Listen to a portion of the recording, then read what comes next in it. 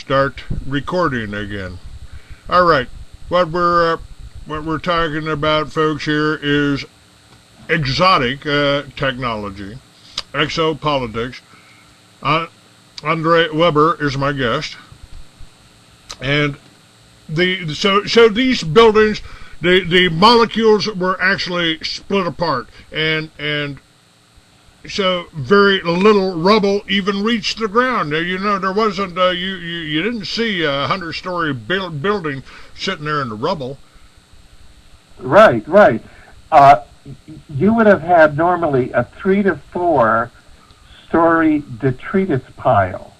You had no detritus pile, which normally accompanies any demolition, because the entire structure was turned into nanoparticles by the process of molecular dissociation through the use of a scalar weapon of Tesla technology, probably HAARP. Okay, so and they made a healthy profit out of that, and I'm sure they removed the gold from the buildings before they came down. They knew they were coming down. You know, not exactly the inside job wrap is designed to be counterintelligence to prevent you from thinking exactly what you've stated on my show today, Andre. Yes, and with regard to the planes, if you go to exopolitics.com, you will see videotape of they used anti-gravity craft, secret anti-gravity craft, and these were drones, and the anti-gravity craft have in them a technology. It's a holographic technology whereby they can show themselves as any sort of aircraft, so that you think that there's, and with the sound, so you think that there's aircraft and sound. So this was an advanced technology that they have,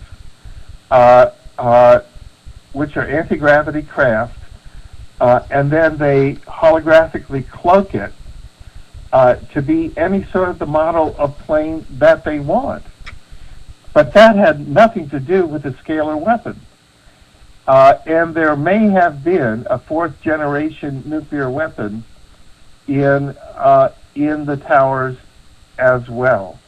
So this is a multiple exotic technologies. Remember that they first received intelligence about the 9/11 event in 1971 via time travel, and this was given into a project whose coordinator at the Defense Department was Donald H. Rumsfeld, who on September 11th would be U.S. Secretary of Defense, sitting at his desk at the Pentagon across from where the U.S. Naval intelligence officers had their unit, and they were prosecuting the $2 trillion that had gone missing. And that's where the cruise missile that was fired from the... By the way, Dov Zakheim also was CEO. He was the chief financial officer of the Pentagon at that time. When Rumsfeld announced that $2.6 trillion had gone, couldn't be accounted for. And he also built those remote-controlled airliners, you know, supposedly so you can take over an airliner from the ground and fly it if the hijackers take over, or I guess you could use it to hijack any of the aircraft that you had that equipment installed in. Right. They had 30 years to plan this. They had advanced intelligence of the event at 30 years prior in 1971, and they used 4 different exotic technologies. So, and we have physical evidence of all 4 and you can see the physical evidence of all four at exopolitics.com. And that's why it's so difficult. And you finally, you have things like Senator Bob Kerrey, who was a member of the 9/11 Commission, and finally some of the 9/11 truthers got him at, some event, and he said, this is a 30-year conspiracy. And he's right, because 2001 to 1971 is 30 years. So he let a bit of it slip right there.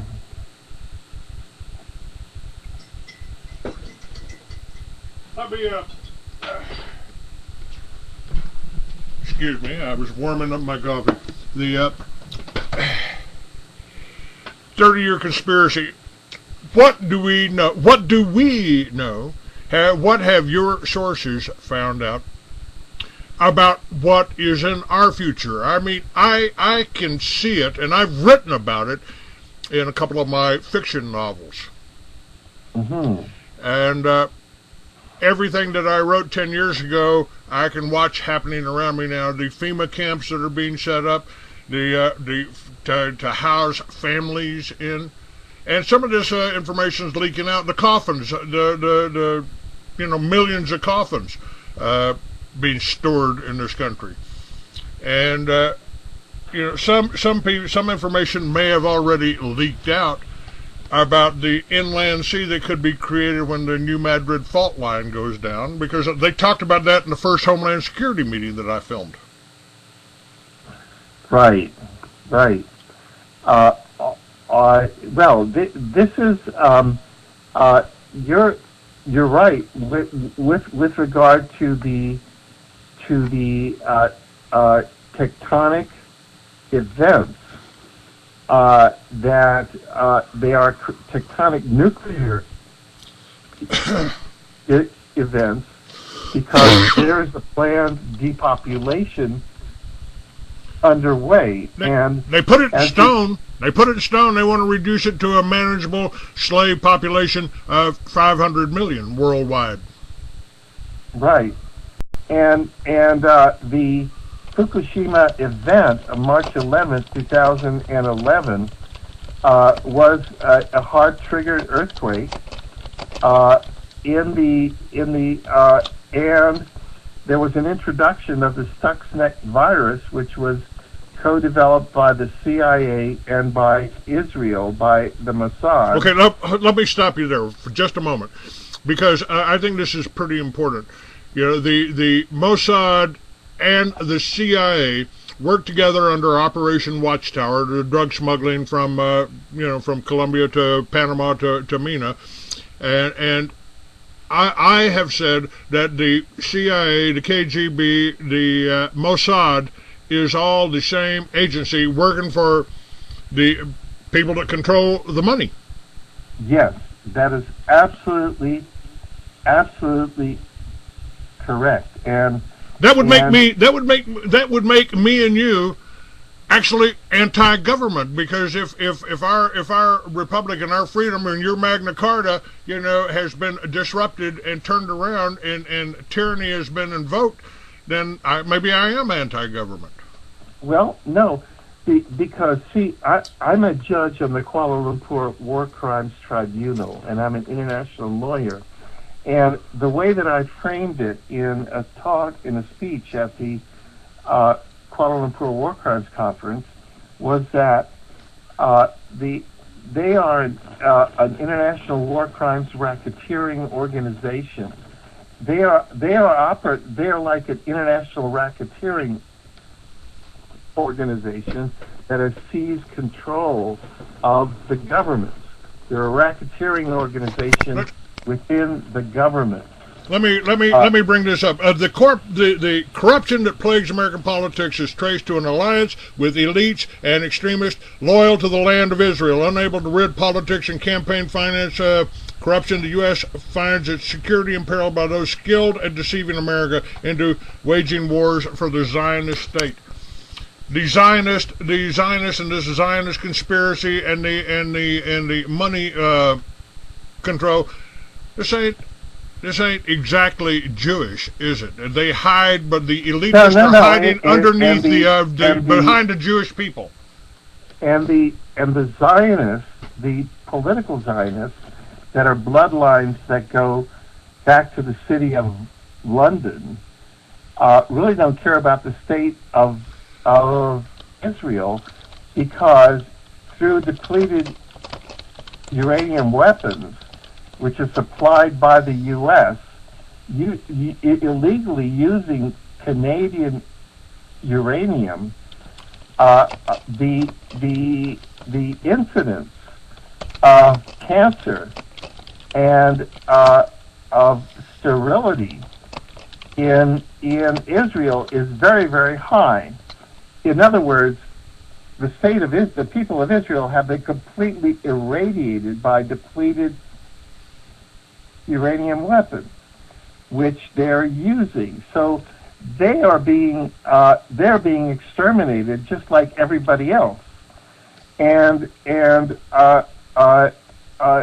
so all of these are just concepts by which to divide and conquer humanity.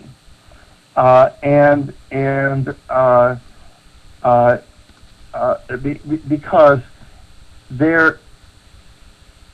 the humans, the carbon units that are left are the controllers themselves are under the tutelage of negative extraterrestrials. All of this is occurring because of the influence of negative extraterrestrials. In other words, what is being played out here is what we call exopolitics, and that is power struggles and wars amongst different categories of extraterrestrials in different dimensions. And that's what's being played out here at this time. Now, let me do this. I've got something. I'm working on a book. Again, fiction. I write fiction. Okay. And my fiction books are more believable than my nonfiction, I think. But in one of these, I wrote, thousands of years ago, the Earth was a different place. A race like no other existed. There was a technology far ahead of the levels we know of today. They faced a disaster similar to that which killed the dinosaurs. They sent their people out into space. Only a few brave souls stayed on to help the less advanced inhabitants of the planet. They were genetically advanced men, almost immortal, incredibly powerful, telepathic, and able to manipulate matter with their minds.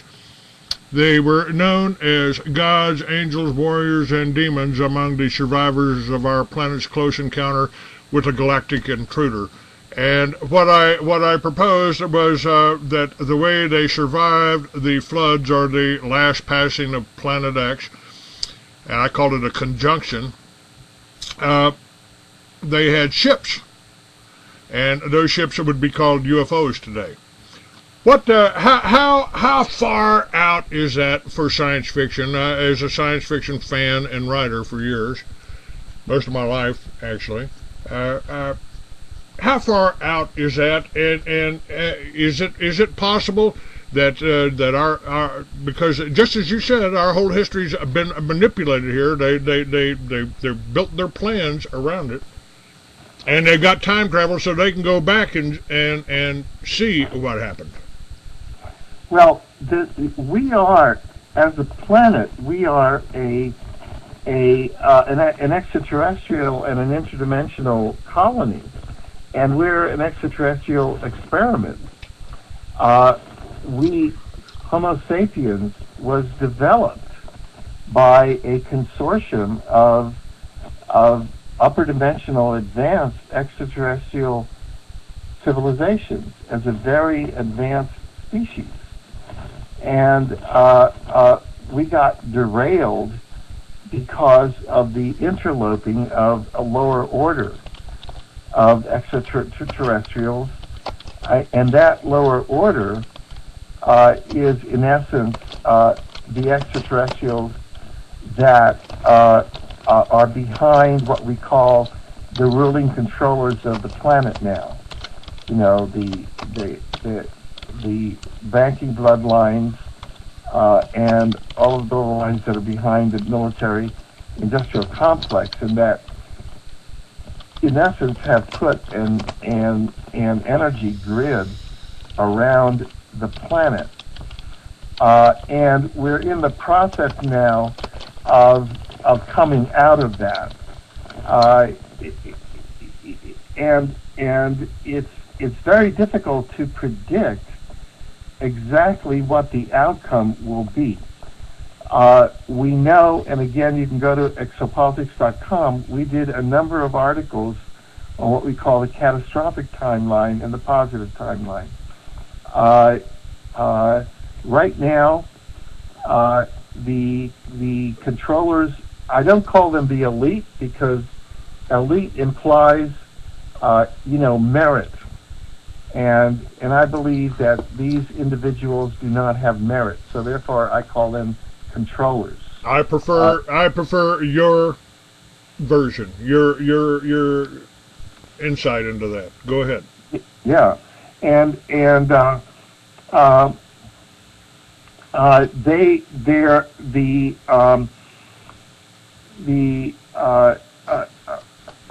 construction of deep underground military bases is going very, very rapidly, including under the Denver airport. The center of government has been moved to Colorado, high ground in the Rockies, above 1,000 feet. There is an underground base in Norway for 5 million people. 2.5 million is for the Norwegian technocratic, and 2.5 million is for American political and financial controllers. You know, all your people who have political clout and financial clout. You're talking about the underground bases here? In Norway, yeah. Yes. And well, they're all over this country too, and we know they've got the boring machines. And this has happened before. They've just found a structure about 2 miles under the ice in Antarctica. So this they know this catastrophe is coming. Correct, and in there are underground bases on Mars, and I've heard varying figures from 600,000 to 2 million at that underground base, underground base complex. So these are kind of the survival colonies. Now, we've also looked at various studies. There was one study using the time travel technology, a thing called a chronovisor, which was actually developed by 2 Vatican scientists, Ernetti and other person who, and it's sort of like a television set that you can dial into a certain location on the time-space hologram and see what's there. And this was a single a probe into the year 2013 of what the U.S. Supreme Court building would look like in the year 2013. And this was done in 1971. And they found the U.S. Supreme Court building in Washington, D.C. to be under 100 feet of brackish water. Repeat that for me? Yeah. They found the U.S. Supreme Court building in Washington, D.C. to be under 100 feet of brackish water. Okay. And the person who was there, my colleague, Andrew D. Bashago, who was the project person, who's the whistleblower, said that the U.S. Navy lieutenant commander that was debriefing him became so nervous that he spilled the glass of water on his desk and lit up a cigarette when they reported that to him. However, these are not deterministic futures. In other words, this could be an alternative future or a potential future.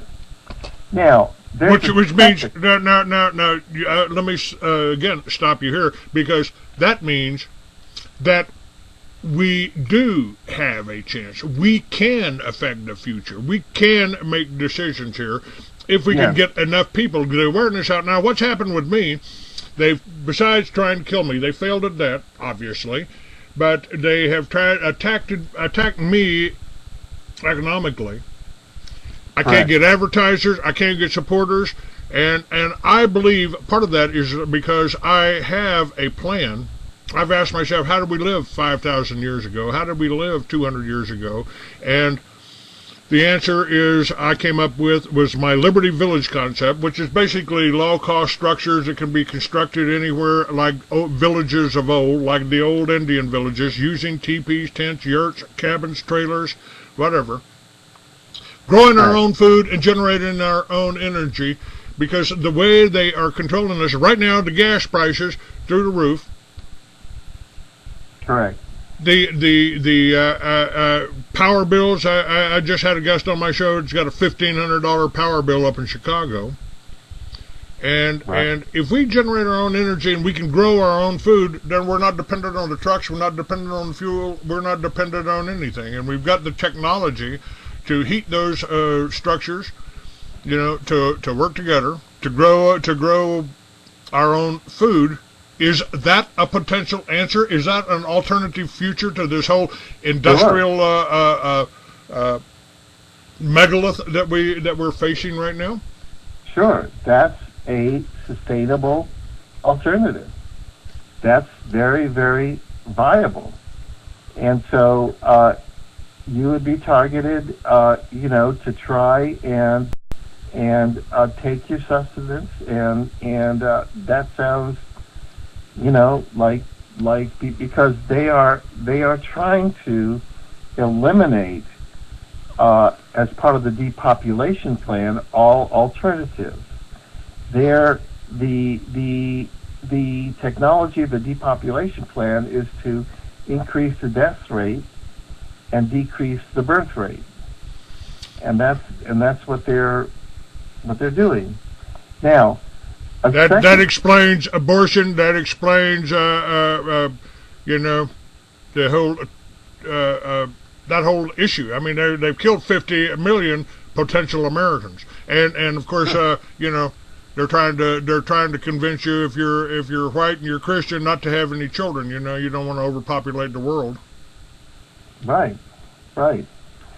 So, and that's why we're being irradiated with radiation from Fukushima, for example, which is now hitting not only the west coast of Canada, North America, and Mexico, which are the food baskets for North America, so that people will be eating food with radiation, and their food is their lands are filled with radiation, but all of the tornadoes are caused by HAARP.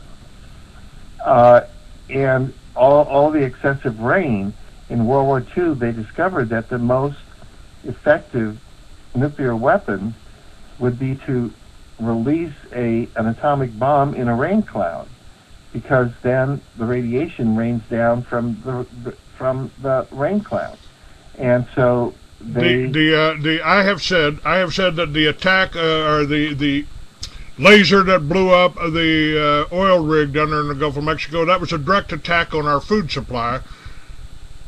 Correct. And it went inland. And this radiation right now is hitting California. It'll hit us all. And the radiation is being steered by HAARP. By the HAARP weather warfare capabilities. So that's what they've done. Now, there was a second study done by Dr. Courtney Brown of the Farsight Institute using the largest number of military remote viewers. This was in March of 2010, and they also went to the year 2013, and 39% of the remote viewers saw a catastrophic picture. 39% of them picked up on, for example, the U.S. Capitol, similar to the Supreme Court building that is being under 100 feet of water and totally demolished in 2013. And worldwide, the people in the catastrophic timeline picked up that all coastal cities had been demolished and there were no people in them. And so right now wouldn't be a good time to within the next year to buy a boat down in L.A.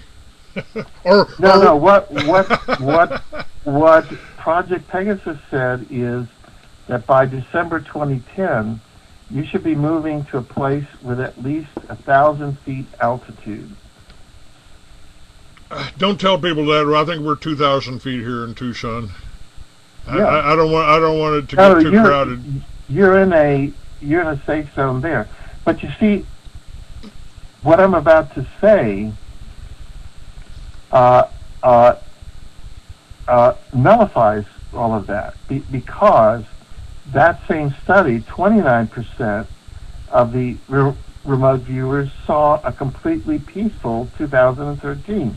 There weren't all these great Earth changes. So it's not sure that all this is going to happen. See, these Earth changes aren't happening except as they're created by the controllers, either by the human controllers or by the lower order extraterrestrial controllers. And we have a very large contingent of upper dimensional extraterrestrial controllers, extraterrestrial allies that are, acting to counteract a lot of this. So it's not as though we're in a vacuum. So there is good reason to believe that just in the same way that there's a catastrophic timeline, there is a positive timeline. And the more of us that get into the breakthrough side of the positive timeline, and if we can get a critical mass into that, then that cancels out all the plans for the Georgia Guidestones and all of that, and we can just take a bulldozer to the Georgia Guidestones. I believe that. I call it a conundrum. I mean, we're facing something, and I think even J. Edgar Hoover pointed out, that when you're face to face with a conspiracy so vast, the mind fails to comprehend it. I think you comprehend it, and if these controllers on here on this planet are cooperating with controllers on other planets, then the whole Stargate scenario becomes even more real. Yeah, and what is fortunate about it is that we live in a dimensional ecology, and we have a wonderful afterlife, and we have a divine intelligence that is sustaining all of this, that is positive. So we're here as souls that have incarnated here for these lessons, and thank God that we're part of the positive souls. I mean, that's all I have to say. Because if I were one of those suckers, man, oh wow, who would want to be one of them? That's right, and we'll close out this recording for that. But recording has been completed. Okay, that's okay for that one. But and let me